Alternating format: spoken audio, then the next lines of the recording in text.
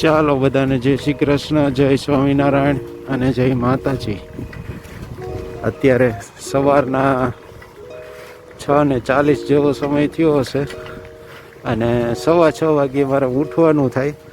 6:15 ઉઠીને નાહી ધોઈને પછી ફ્રી થઈને રેડી થઈ જાવ એટલે તરત અક્ષર મંદિરે જવા માટે નીકળી જવાનું થાય. અમારું રૂટીન હોય છે. આજે છે થોડું રૂટીન બતાવીએ, જે અલગ વિડીયોમાં તમારી સાથે શેર કરશું. મંદિરેથી રિટર્ન ફરતી વખતે વિડીયો ન લઈ શકાય રોડ ઉપરનો કે કંઈ પણ, કારણ કે મોબાઈલમાં પ્રોસેસ ચાલતી હોય એડિટિંગની ને એવી બધી, એટલે અત્યારે જ લઈ શકાય. ને સવારમાં અત્યારે બાળકો અને બાળાઓ બધા જતા હોય, સ્કૂલનો સમય થતો હોય એટલે બધા એવું હોય, અને સ્કૂલની બસો પણ નીકળતી હોય, તો એ રીતનો માહોલ અત્યારે હોય. વરસાદ વાતાવરણ 2 દિવસથી સારું એવું હતું, જે આજે ખુલ્લું થઈ રહ્યું હોય ને એવું લાગે છે. થોડો પ્રકાશ વધારે દેખાય છે, બાકી તો વાદળા ફૂલ હતા. ચાલો, જુનાગઢ દિયોદરની બસ આવી ગઈ છે, જાય છે. સોરી, આ બસમાં ઘણી વખત ગયેલા છીએ. આવી બસોમાં જુનાગઢ દિયોદર હોય જ. અમદાવાદ જ્યારે ભણવાનું થતું ત્યારે આમાં જ બધામાં, એટલા માટે રૂટ ઘણા ખરા યાદ હોય બસોના. રોડના કૂતરાઓ નિર્ભય થઈ ગયા છે. હમણાં અહીંયા રોંગ સાઈડમાં બેઠું હતું સામે, તો સામેથી ગાડીવાળાએ કેટલા હોરન માર્યા. ત્યારે સાવ નજીક પહોંચ્યું ને ત્યારે ઊભું થયું. હવે એને ડર નથી રહ્યો, થઈ જાય જે થવું હોય.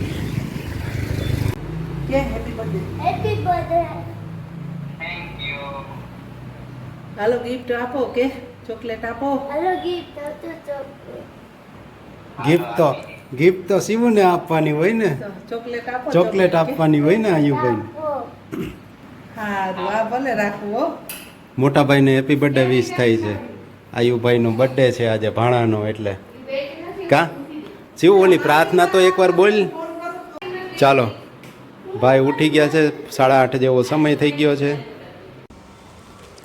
ચાલો, તો 8:30 જેવો સમય થઈ ગયો હોય ને આ સમયે પછી વિડીયો મૂકી દીધો હોય અપલોડિંગમાં. આજે તો થઈ ગયો છે ટૂંકો હોય, એટલે ઘણીવાર શું હોય કે આરતીનો વિડીયો લાંબો હોય, અથવા તો કોઈ ટેકનિકલ ઇસ્યુ આવી જાય ને તો 8:30 અપલોડ ન થઈ શક્યો હોય, એટલે પછી 9 વાગે અપલોડ પૂરું થાય ને ત્યારે પછી પબ્લિશ થાય. અને ઘણીવાર એમાંય જો કોઈ ટેકનિકલ ઇસ્યુ આવી જાય, કંઈ પ્રોબ્લેમ આવી જાય, તો પછી 2 વાગે જ્યારે બપોરે ક્લિનિકેથી ઘરે આવવું ત્યારે અપલોડમાં મૂક્યું, એટલે 2 વાગ્યાની આસપાસ વિડીયો આપને જોવા મળી શકે. એટલે આ 3 ફ્લાઇટ હોય. આપણે આમ ન કહીએ કે ઘણીવાર ગામડેથી શહેરમાં જવા માટે સિલેક્ટેડ બસ જ જતી હોય, એટલે પહેલાં 8:30ની બસમાં જો મેળ પડી ગયો તો પડી ગયો, નહીં તો પછી 9 વાગ્યાની. 9 વાગે ન પડે તો પછી 2 વાગે. એટલે આ 3માંથી એક ટાઈમે વિડીયો જે દિવસે બન્યો હોય એ દિવસે મૂકી દઉં છું આરતીનો. તો આ કંઈક અત્યાર સુધીનું રૂટીન બતાવ્યું.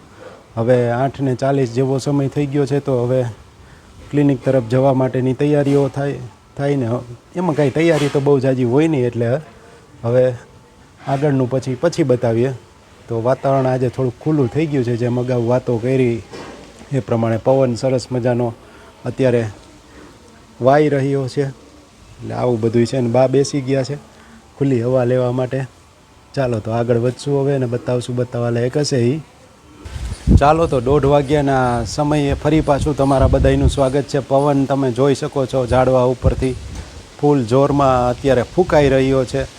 એટલે હવે તો હમણાં 2-4 દિવસ લાગે છે વરસાદનું ક્યાંય નામો નિશાન જોવા નહીં મળે. આટલો બધો પવન હોય એટલે જલ્દીથી વરસાદ આવે નહીં, એટલે આવી શક્યતા છે. છતાંય પ્રભુને વરસાવો હોય તો ગમે તેમાં આવે, એને કંઈ બાદ છે નહીં, એવી વાત છે.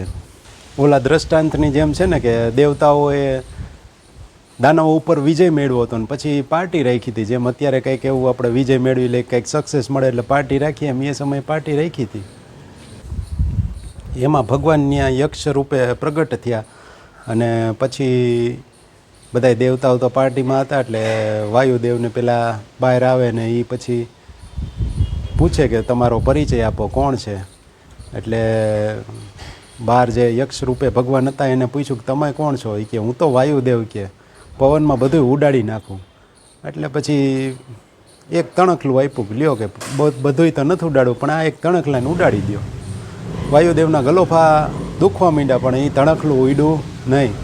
ત્યાં વળી ઘણીક વાર લાગી ને એટલે વરુણદેવને એમ થયું કે કેમ આ વાયુદેવ બહાર ગયા પછી આવ્યા કેમ નહીં, લાવોજી જોઈ આવું એમ કરીને એ આવ્યા. એ એને જોયું તો એને કીધું કે આવી રીતે આવું છે, મારાથી આ તણખલું ઉડ્યું નહીં. એટલે વરુણદેવ કહે હું તો વરસાદમાં વહાવી દઉં. એટલે એ પ્રભુએ કહે કે લ્યો આ તણખલું વહાવી દો. કેટલુંય અંડાધાર વરસાદ કર્યો પણ ક્યાંય તણખલું ટસનું મસ ન થયું. આવડું ખડનું તણખલું આ તમે જોવો છો ને, બસ આવા તણખલું જ હોય એક આવડું ગમતું. પછી અગ્નિદેવ આવ્યા. અગ્નિદેવ કે હું તો બધું હળગાવીને રાખ કરી નાખું. તા તો એટલે એને કીધું કે લ્યો આ તમારું પેપર, એક્ઝામમાં પેપર લે ને એમ, આ ખાલી આપણે બધુંય રાખ નથી કરવું, આ એક તણખલું રાખ કરી દો, હળગાવી દો. એ થાકી ગયા, ન થયું કાંઈ. પછી બોલા બધાય થાકી ગયા. એ કે આ કેમ કાંઈ થતું નથી. એટલે પ્રભુએ પછી પોતાનું પરિચય આપ્યો કે જે કાંઈ છે ને એ બધું મારી સત્તાથી થાય છે, તમે તો બધાય નિમિત્ત છો. મારી ઈચ્છા હોય તો જ તમારું હાલે, નકર તમારું કાંઈ હાલે નહીં, ઘરે બેસી જવું પડે. એને જેવી વાત છે. એમ આપણા બધાયનું એવું જ છે કે એની સત્તા છે ને એની ઈચ્છા હોય ને ત્યાં લગી જ આપણે બધું કામ કરીએ ગઈએ અને આપણી મુજબ બધું થતું હોય. એટલે આમ જોવા જાવ દુનિયામાં બે જણાની મરજી હાલે. એક તો દરેક માણસની પોતાની મરજી મુજબ થતું હોય ઘણીવાર, અને જે પોતાની મરજી મુજબ કામ ન થતું હોય ને સમજવું કે એ ઉપરવાળાની મરજી છે. એટલે બેયમાં ખુશ જ રહેવાનું. આપણી મરજીનું થાય તો એ ખુશ, બીજાની મરજીનું, બીજાની એટલે ઉપરવાળાની મરજીનું થાય તો એમાંય ખુશ. બસ હવે વધારે જ્ઞાન નહીં આપીએ. તો આજનો વિડીયો લાગે છે આટલો જ રાખશું. વ્યસ્ત રહો, મસ્ત રહો અને સાથે તંદુરસ્ત રહો. ઘણા ટાઈમ પછી આ રીતે થોડો લાંબો વિડીયો ને આ રીતનું બનાવ્યું છે. તો તમને કેવું લાગ્યું કમેન્ટ કરવી હોય તો કરી શકો છો, નકર કંઈ વાંધો નહીં. ચાલો મળીએ પાછા નવા વિડીયોમાં.